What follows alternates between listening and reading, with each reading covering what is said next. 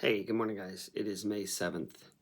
I'll be honest, I sat here for a few minutes and was just trying to figure out um, how to approach this one. It's one of these tough teachings that Jesus had with the crowds that um, made them question, and many of them turn back, which is the hating everything. If you don't hate your father and mother, um, sister and brother, um, where is it? We're in Luke 14, by the way. But it's the large crowds, and says, if anyone comes to me and does not hate his father and mother, his wife and children, his brothers and sisters, yes, even his own life, he cannot be my disciple.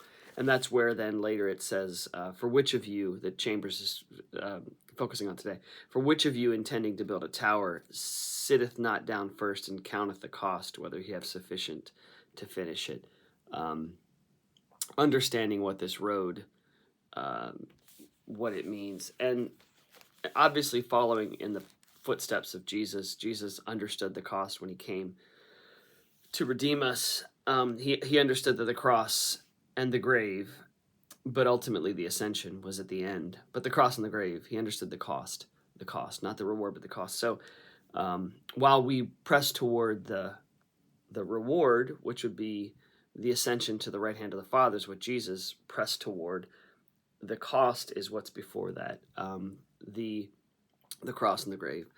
And so for us, it's this: are we willing to lay it all down? And this is a constant struggle.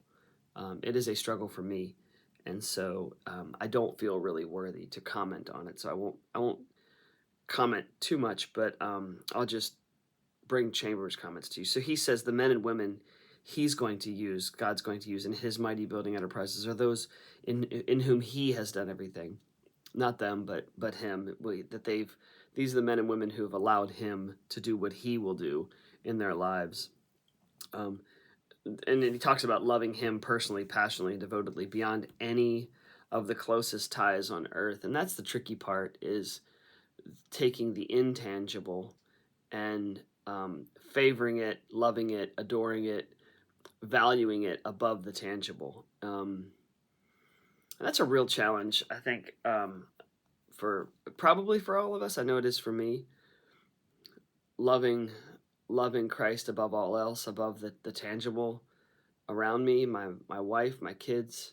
I don't know. It's it's a tough teaching, and I think that the reason why the crowd struggle with it so much is because every human being does. So he ends with this: these are days of tremendous enterprises, days when we are trying to work for God, and therein is the snare. Profoundly speaking, we can never work for God. Jesus takes us over for his enterprises, his building schemes entirely, and no soul has any right to claim where he shall be put.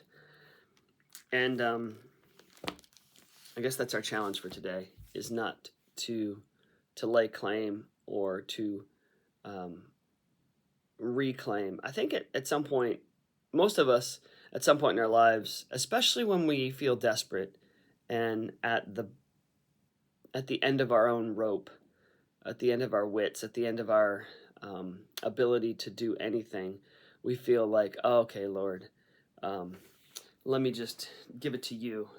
See what you can do with it.